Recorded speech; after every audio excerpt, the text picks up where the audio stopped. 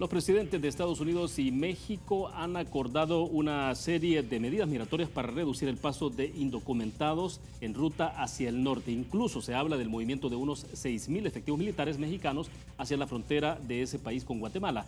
¿Qué tipo de acciones deberían tomar los países que integran el Triángulo Norte ante un escenario que anticipa más dificultades para la movilidad de los migrantes indocumentados y que tarde o temprano, además del efecto humanitario, desde luego, impactará en la reducción de las remesas? La respuesta a esa y otras preguntas aquí en 8 en punto.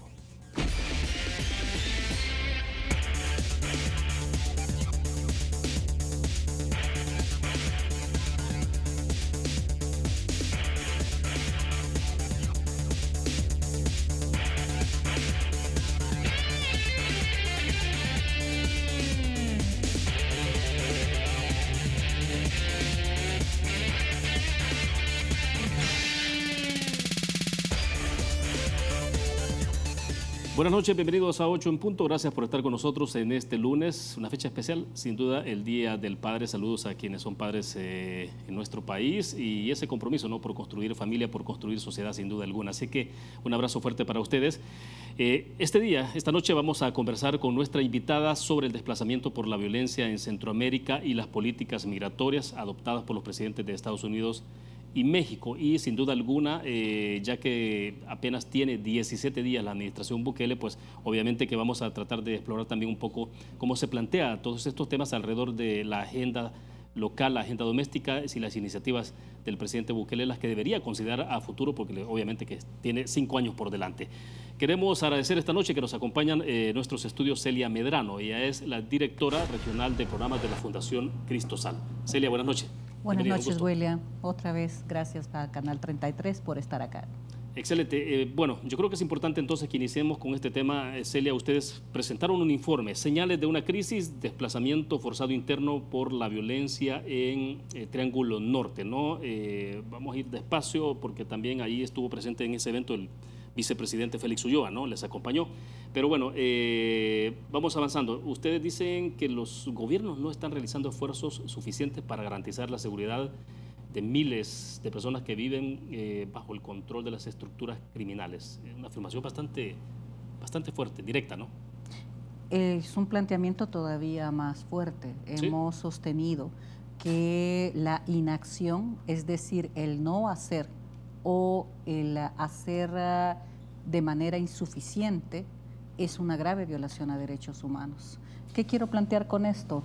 Cuando no hay política pública, cuando no hay programa y lo que hay son acciones únicamente paliativas, cuando algo se hace o cuando no se hace nada y por el contrario se oculta la situación o pretende invisibilizarse o minimizarse, lo que hay es falta de políticas y programas específicos tendientes a la atención y la protección de las personas que necesitan ser reconocidas en su estado de vulnerabilidad para poder superar esa situación. Al negar la situación, invisibilizarla, posponer su reconocimiento o plantear de que algo se está haciendo, se está cometiendo una grave violación a derechos humanos porque no se toman medidas integrales y estratégicas en función de garantizar los derechos de esta población particularmente vulnerabilizada. Vaya, y hasta el año pasado fue un tema que estuvo ahí, el FMLN en los dos gobiernos prácticamente tuvo muchas resistencias a admitir el tema del desplazamiento forzado por la violencia, ¿no? Costó mucho, incluso se manejaba una terminología que era así un poco eufemística, ¿no? Pero no por no admitir el tema de desplazamiento como una realidad de este país.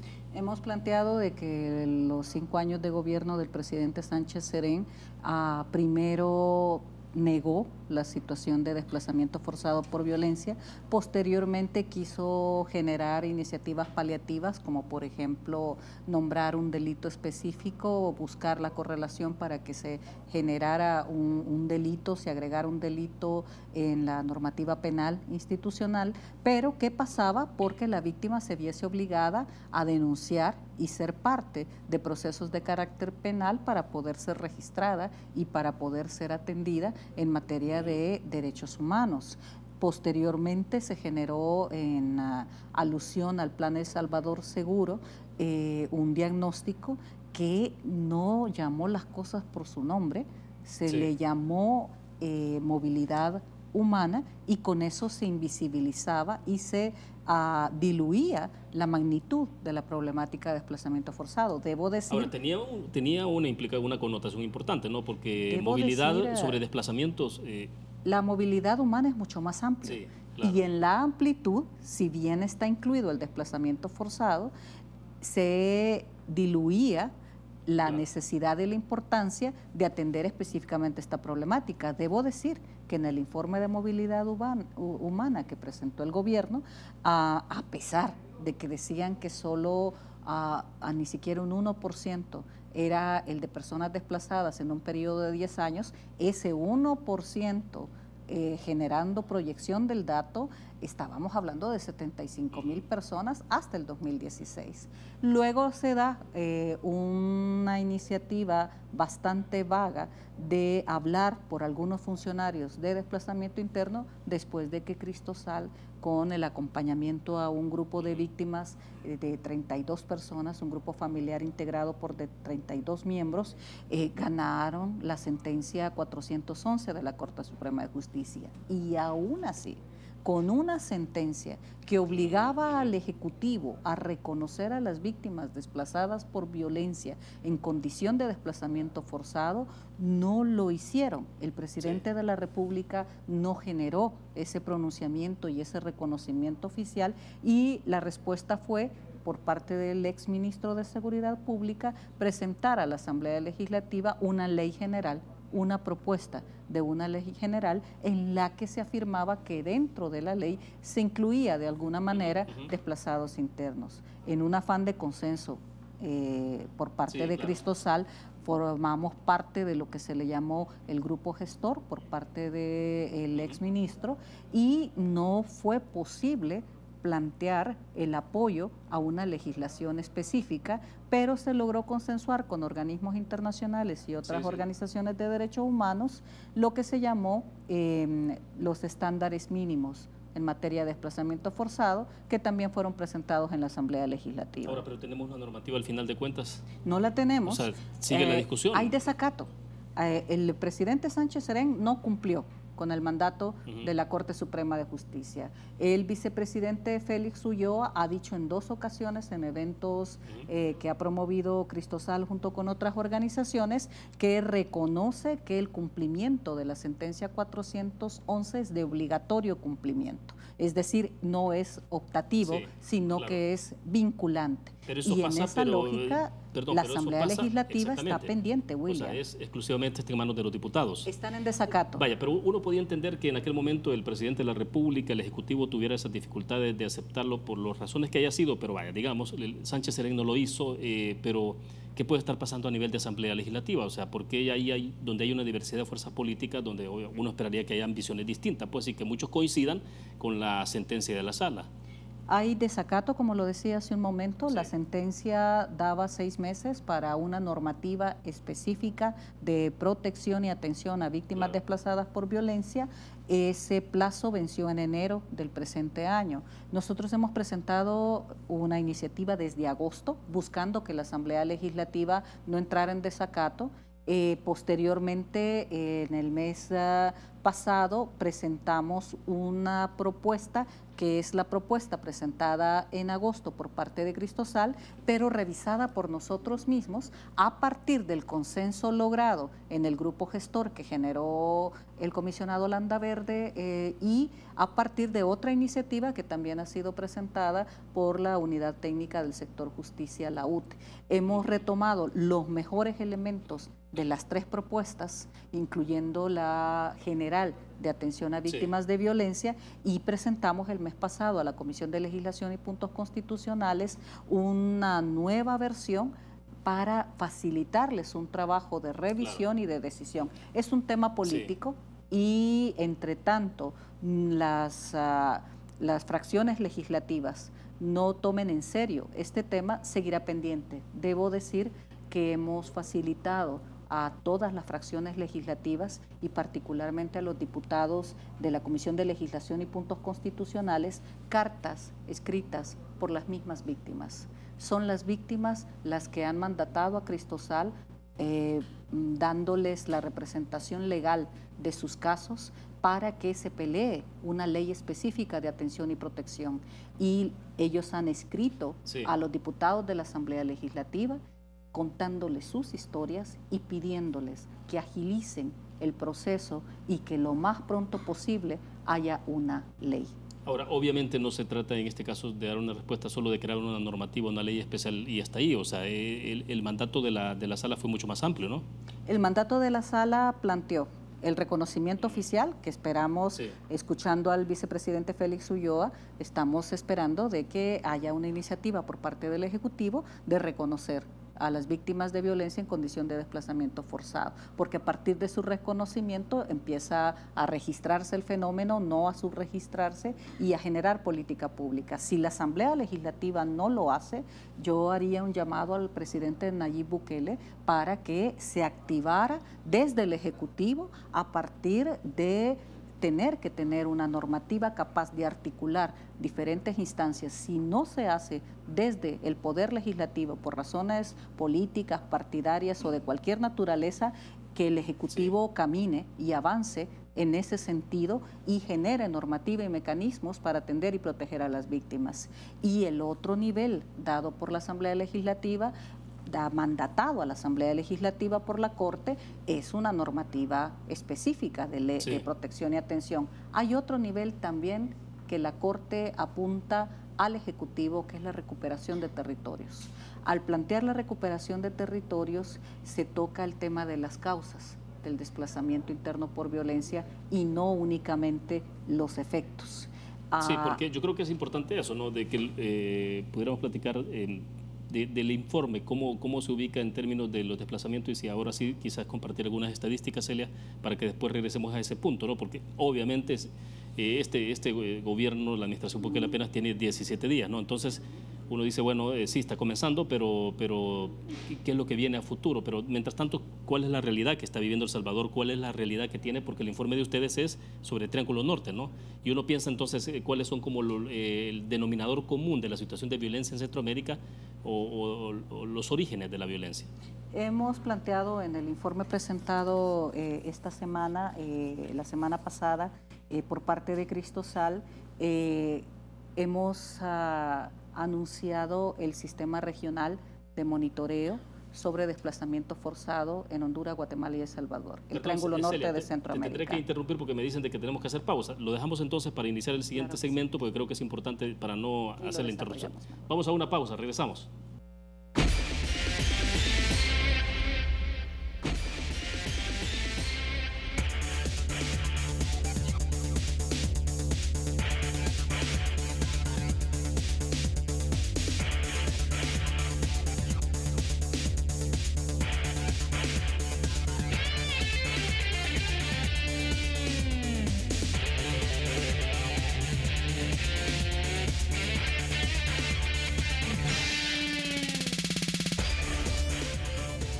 Si estás ahorrando, estás ganando. Por cada $150 que ahorres, participas en sorteos en efectivo y premios al instante por más de $60,000. Ahorra y gana con Banco Promérica. Continuamos en 8 punto. Bien, Celia, entonces hice la interrupción para que entráramos ahora sí con este tema de la perspectiva del informe también, porque ustedes hacen en este informe el enfoque del desplazamiento forzado interno por la violencia, pero lo ven en la perspectiva global, ¿no? De Triángulo Norte, El Salvador, Honduras y Guatemala. Entonces, a lo mejor si compartimos eso y decía, si el denominador común obviamente es la violencia, pero cada uno de los países, me imagino, tiene ciertas variantes, ¿no? De cómo se origina, porque en nuestro país, fundamentalmente el tema de las pandillas.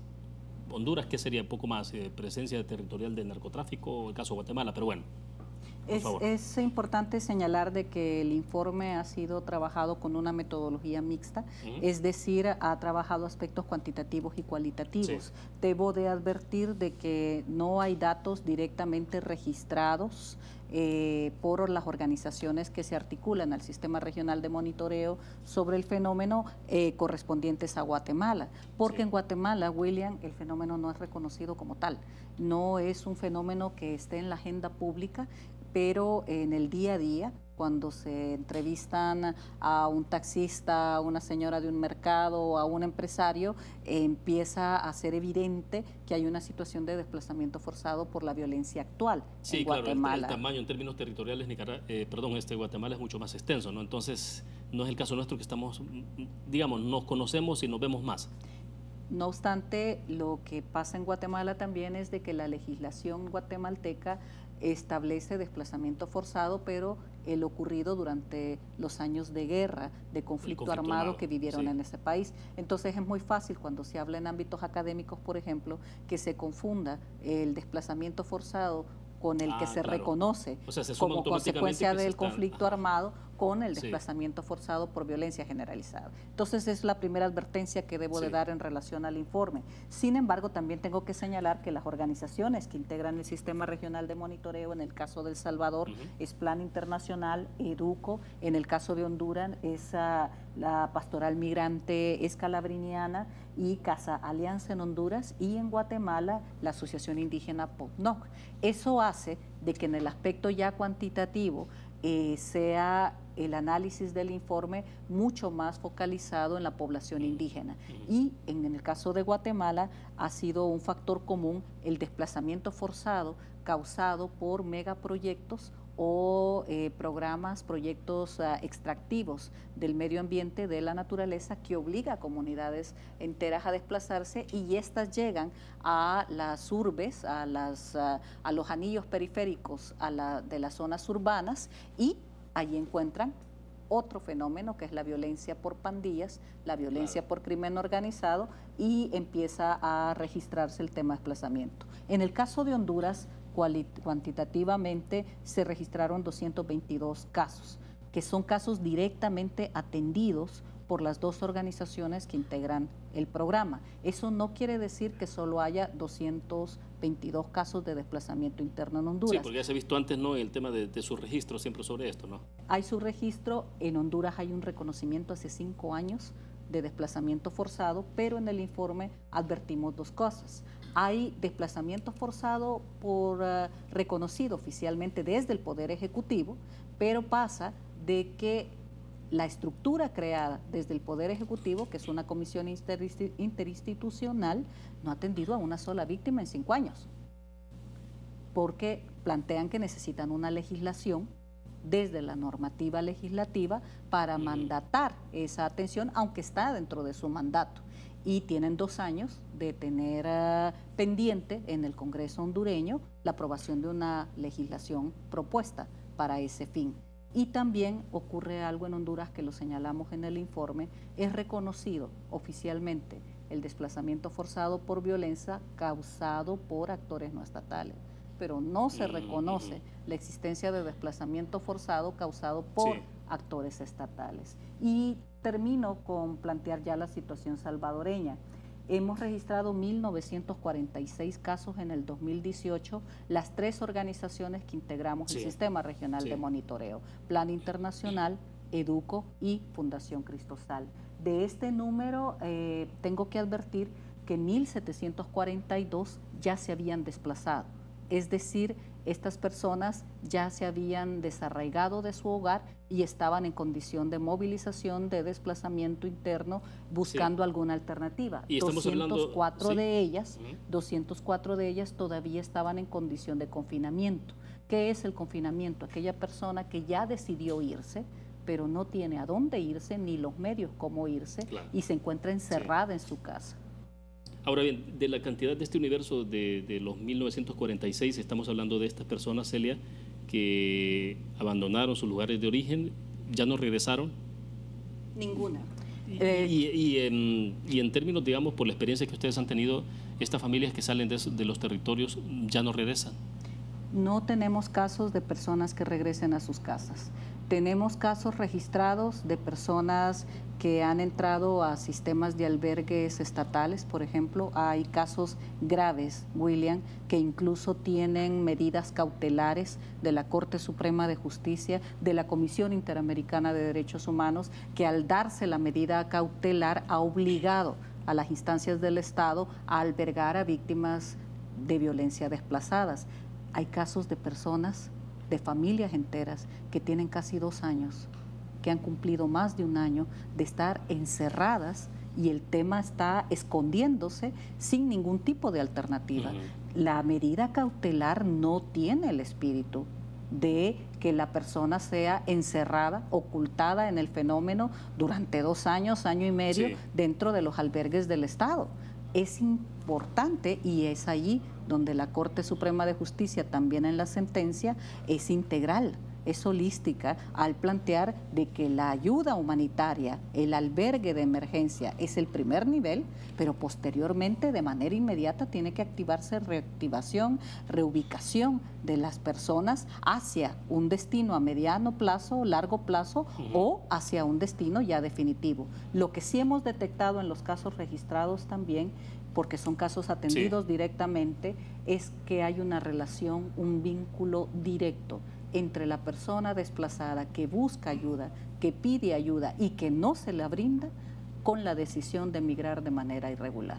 Hemos tenido entrevistas con personas que han salido del Salvador del mundo en caravanas en el mes de noviembre y diciembre y casos concretos de personas que nos dicen, pedí ayuda, si me hubieran ayudado cuando pedí ayuda, quizás yo no me estuviera yendo, pero ahora es demasiado tarde. Ya tomé la decisión de emigrar. Y en el caso de Honduras, entrevistamos el mes pasado con la oficina de Ombudsman, con la Procuraduría de Derechos Humanos de Guatemala, entrevistamos alrededor de 155 hondureños que salieron de la última caravana hacia Estados Unidos desde San Pedro Sula, que estaban retenidos en la frontera con Guatemala, y de esas 155 personas migrantes entrevistados, 62% nos dijeron claramente que su intención era llegar a suelo mexicano y pedir asilo. Ahora bien, ¿cuál es la experiencia que tienen ustedes a nivel latinoamericano de este fenómeno que está viviendo el Triángulo Norte? ¿Qué es lo más inmediato que tienen en términos de experiencia que han vivido otros países? ¿O lo que estamos experimentando realmente es una cuestión un poco inédita? No, el fenómeno de la migración forzada es un fenómeno mundial. Es un fenómeno mundial y las respuestas, lamentablemente, también tienen factores comunes. Ver el problema como un problema de seguridad pública, a veces hasta con la aplicación de una doctrina de seguridad nacional.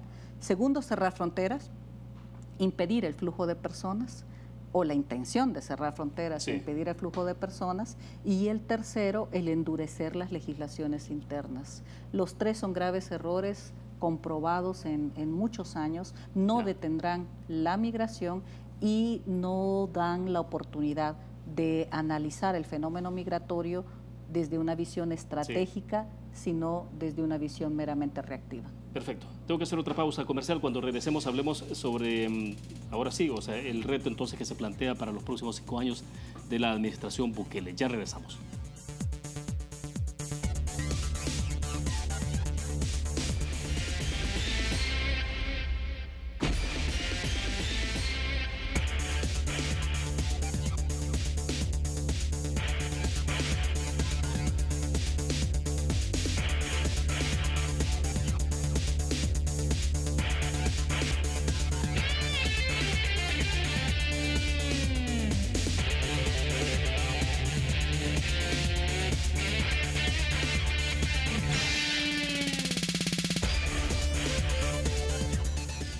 Bueno, Celia, yo creo que es importante hablar entonces, ya a partir de todo esto, que además ya hemos platicado mucho de los elementos, lo hemos retomado en otras conversaciones también, pero usted ya lo tiene sistematizado en este importante informe de Triángulo Norte.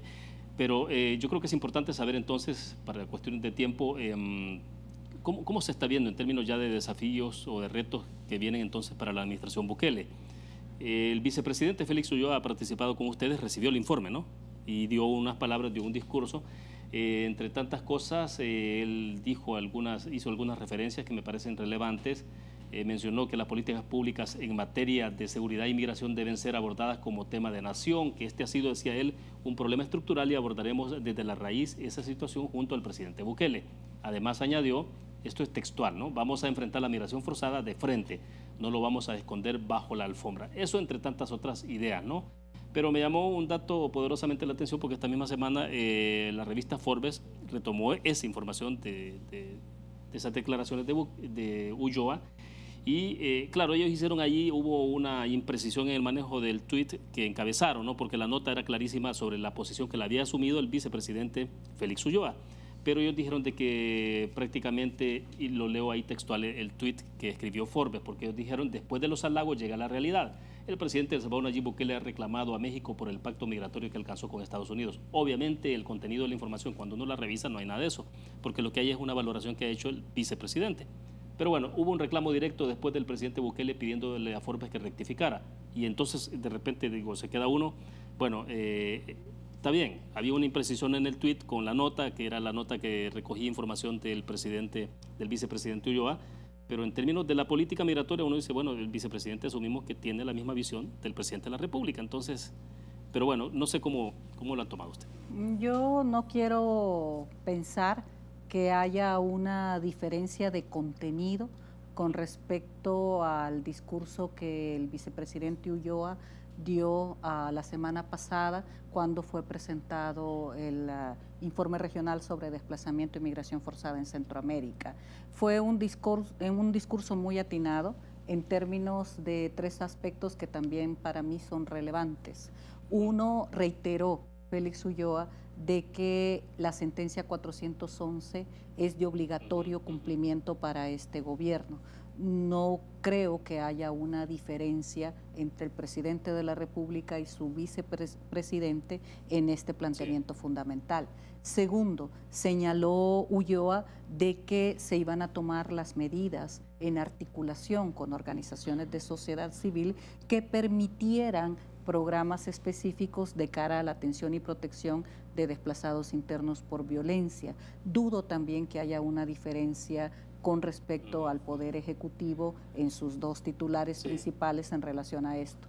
Creo que el presidente de la República es una persona que puede tomar decisiones de cara a cumplir la sentencia desde lo que compete al Ejecutivo, que es el reconocimiento de víctimas de violencia en condición de desplazamiento forzado.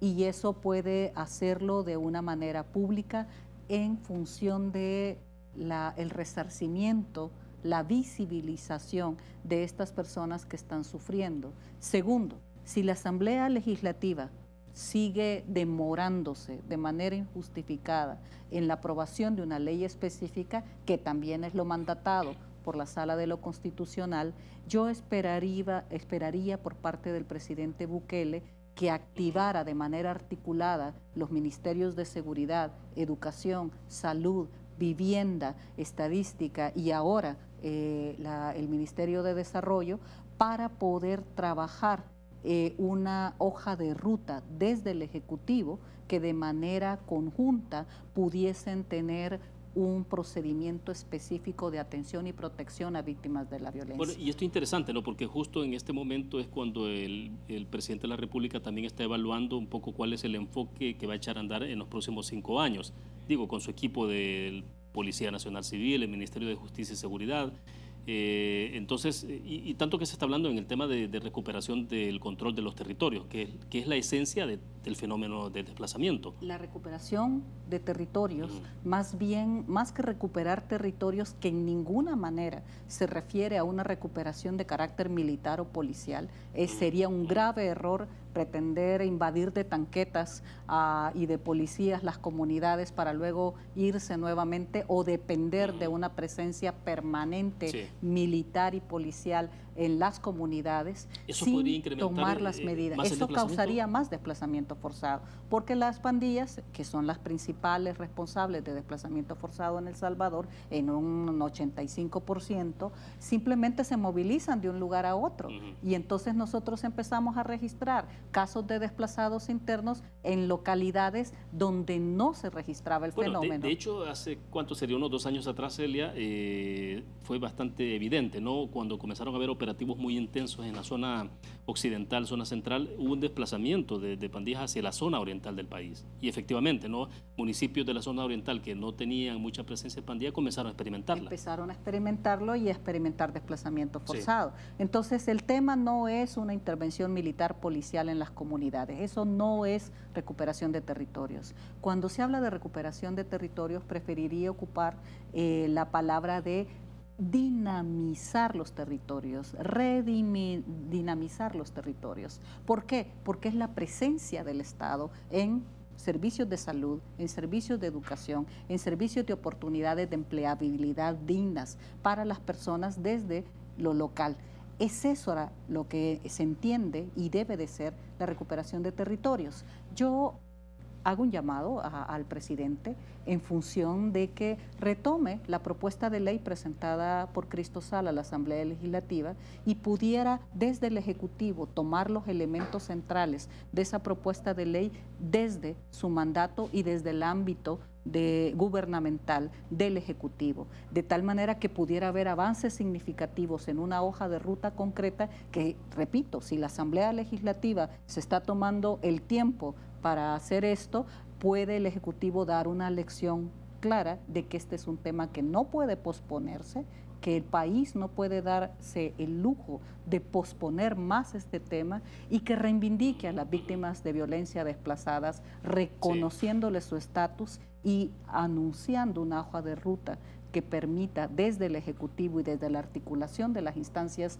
del Ejecutivo una hoja de ruta, una política pública clara para protegerlas y atenderlas debidamente. Sí, y uno pensaría que hay una claridad en el enfoque, ¿no? Porque cuando leíamos hace unos minutos atrás parte de los fragmentos del discurso del vicepresidente de la República, cuando dice que van a enfrentar la migración forzada de frente y que no se va a esconder bajo la alfombra, pues sí, ya es por lo menos en términos de declaratoria es un buen inicio.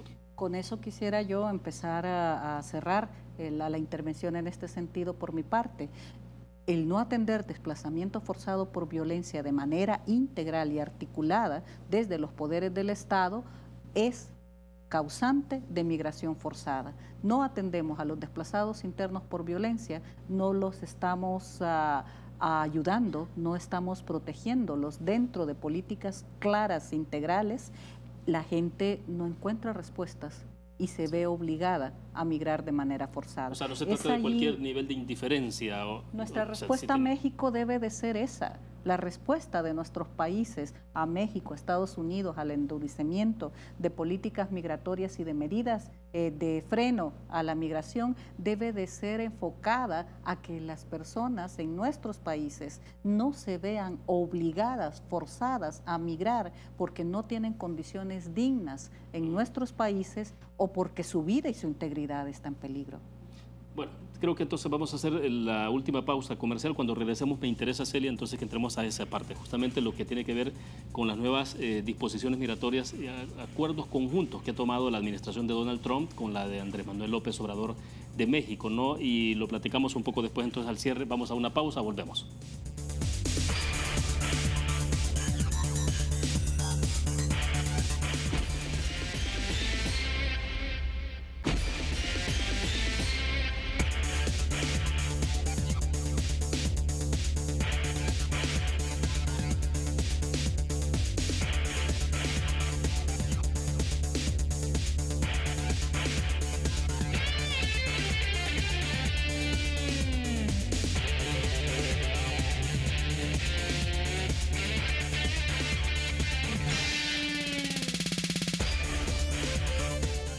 Bueno, ahora sí, dedicamos estos últimos minutos de la entrevista, Celia, a conversar sobre el punto específico de cómo está abordando el tema de la migración, el fenómeno de la migración, sobre todo de tránsito, ¿no? Porque más que el problema de ellos, sino que es de los centroamericanos, es en esas disposiciones que ha habido entre Estados Unidos y México, ¿no? Vimos ya ese acuerdo que el viernes, hace 8 días atrás, cuando el presidente norteamericano dijo de que no miraba en ese momento ninguna posibilidad de avance en materia migratoria y que por lo tanto entonces no le quedaba más remedio que para el siguiente lunes aplicar entonces aranceles a las exportaciones mexicanas.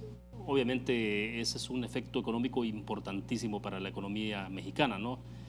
Pero bueno, eso duró poco porque de inmediato hubo una respuesta de parte del gobierno mexicano de establecer algunas medidas que no sé, Celia, si la sociedad mexicana o en Centroamérica, por ejemplo, sabemos perfectamente bien cuáles son esos acuerdos. Tengo la impresión de que se ha conocido algo muy superficial, pero ¿qué implicaciones tiene esos acuerdos que ha tomado la administración Trump con Andrés Manuel López Obrador? No se conocen los textos de los acuerdos hasta la fecha, pese que muchas organizaciones e instituciones y los mismos gobiernos de Centroamérica involucrados, Honduras, Guatemala y El Salvador, los desconocen hasta el momento. Deberían de ser acuerdos de carácter público, puesto de que afectan a una cantidad enorme de centroamericanos y mexicanos. Tengo que plantear dos cosas en relación al tema. Uno de ellos de reiterar nuevamente que la militarización de fronteras, en primer lugar, no frena la migración y expone a los países a la comisión de graves violaciones a derechos humanos. El segundo punto es eso, el tema de la migración irregular no puede ser criminalizada y vista desde un enfoque de seguridad nacional y seguridad pública.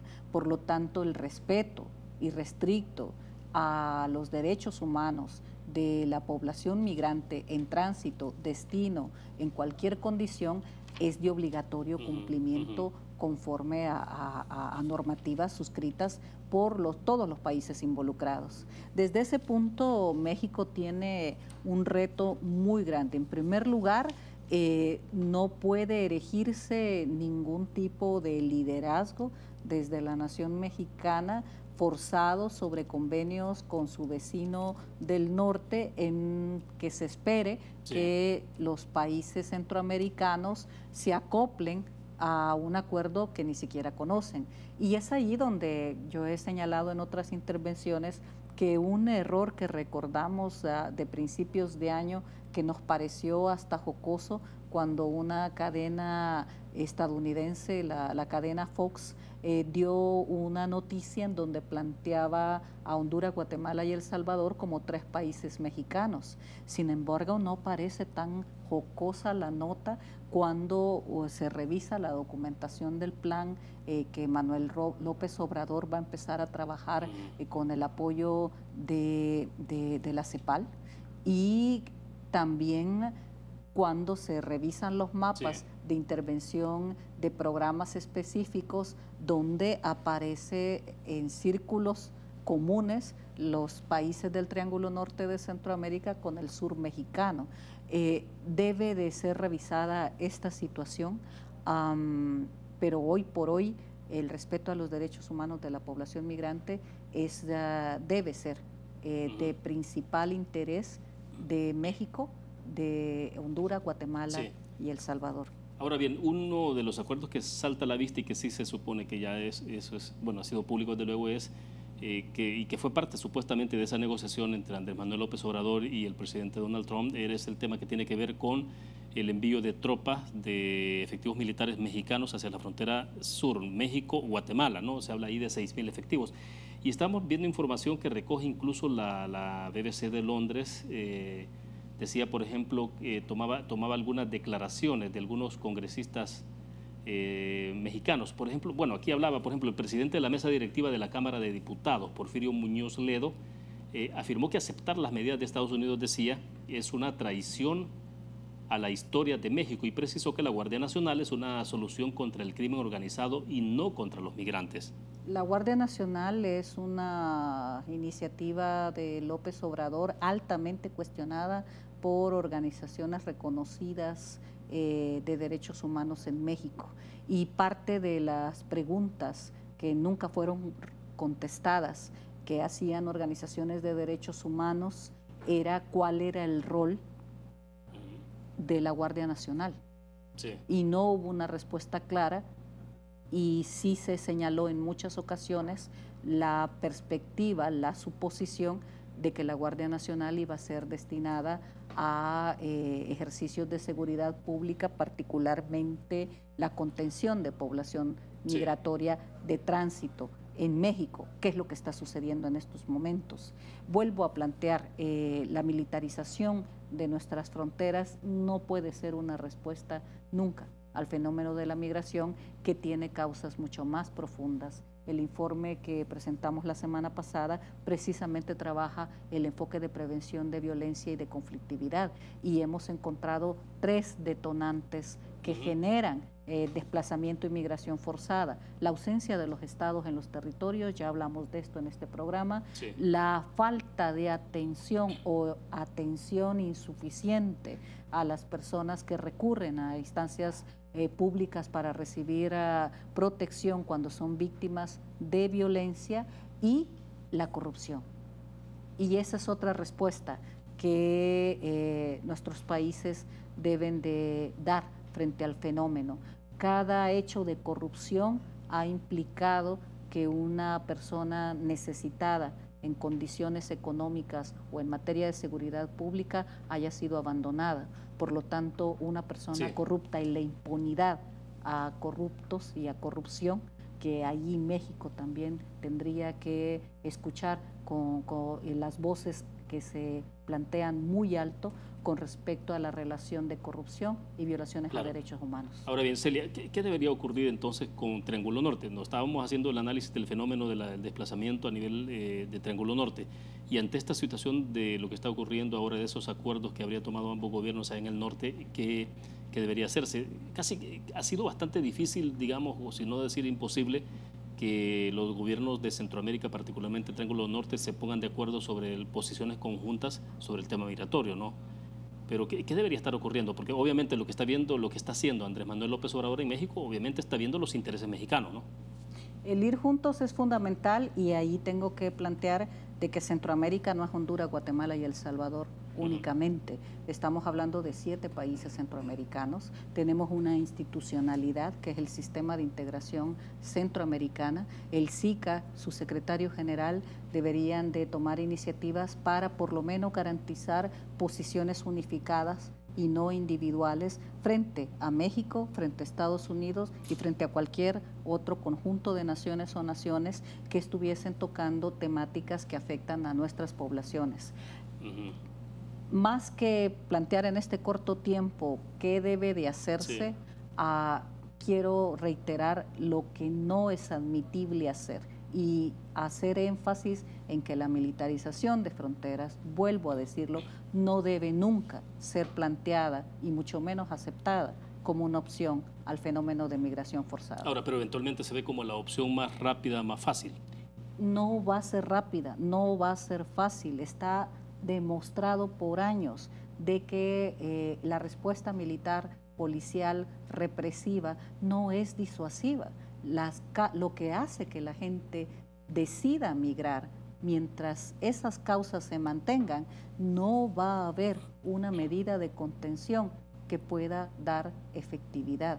Lo que va a haber es el incremento de personas deportadas, rechazadas de procesos de asilo y refugio que activan y que van a seguir intentándolo en un círculo migratorio de huida, detención, privación de libertad, deportación, repatriación y volverlo a intentar. Ahora, cuando estuvo el presidente Nayib Bukele antes de la toma de posesión allá en la Fundación Heritage en Washington, hizo referencia sobre la necesidad, ¿no?, de que cada uno de los países hiciera la plana, porque efectivamente de lo que se trata es que su principal aspiración en nuestros países sea abandonar el país, pero eso hay que generar condiciones económicas y sociales para que la gente se quede, ¿no? En su discurso en Fundación Heritage, el presidente de la República fue claro en una frase, dijo que el muro real que había que derribar era la pobreza. Yo agregaría que no solo es la pobreza, es la inequidad, es los grandes contrastes que tenemos de opulencia por una parte y miseria por la otra, característica de nuestros países, es la plana que debemos de corregir, de tal manera que quien quisiese migrar pudiera hacer uso de su derecho a migrar de manera voluntaria, pero el derecho a no migrar es el derecho de la persona a no verse obligada a migrar por razones de falta de oportunidades y porque su vida está en peligro. Ahora, y este que es un tema que debería abordarse como problema, un tema de nación, ¿no? Es un tema regional. Es un tema que está en la agenda de Centroamérica.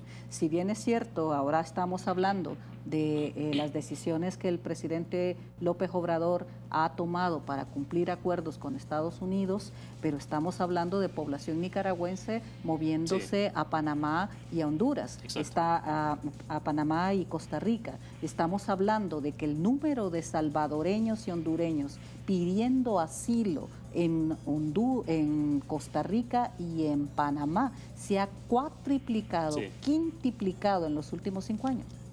Claro, sí. Bueno, el tema da para seguir conversando, pero el tiempo se nos ha agotado. Así que gracias, Celia, por estar con nosotros esta noche. Muy gentil. Muchas gracias, William. Muy buenas noches. Bueno, excelente. Gracias a ustedes también que nos acompañaron. Nos vamos a ver mañana martes, siempre en 8 en punto. Buenas noches, que descansen.